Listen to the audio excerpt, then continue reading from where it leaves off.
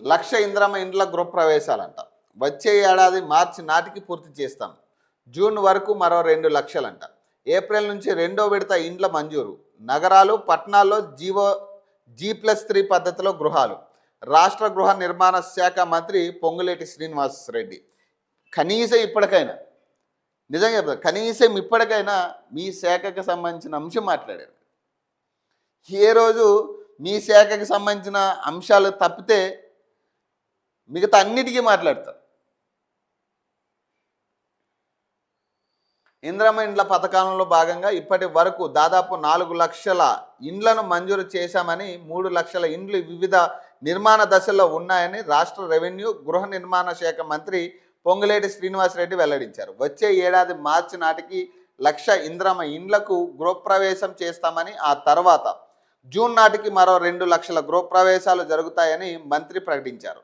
సచివాలయంలో శుక్రవారం తన ఛాంబర్లో ఏర్పాటు చేసిన పాత్రికేయుల సమావేశంలో హౌసింగ్ శాఖలో రెండేళ్ల ప్రగతిని వివరించారు.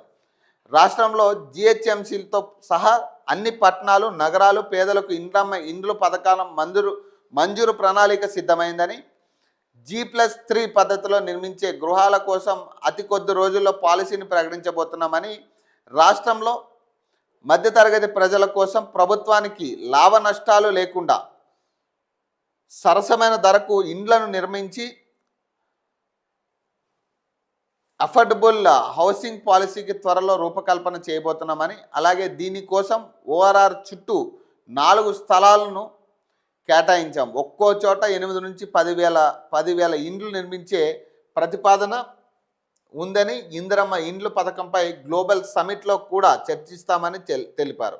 గతంలో కాంగ్రెస్ ప్రభుత్వ హయాంలో కుకట్పల్లి హౌసింగ్ బోర్డు పరిధిలో గతంలో నిర్మించిన ఇండ్లు శిథిలమవుతున్నాయని, వాటిని తొలగించి హైరైజ్ అపార్ట్మెంట్ల నిర్మాణానికి అనుమతి ఇవ్వాలని ఆలోచన చేస్తున్నామన్నారు. గత ప్రభుత్వం అసంతృప్తిగా వదిలేసిన 2 BHK ఇండ్ల నిర్మాణాన్ని 700 కోట్లతో పూర్తి చేశామని మంత్రి తెలిపారు.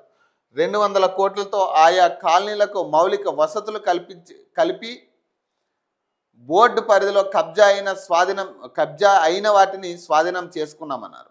గత ప్రభుత్వం గృహ నిర్మాణం చేసిందని, పేదలకు పక్కా ఇండ్లని తిరిగి గృహ నిర్మాణ శాఖ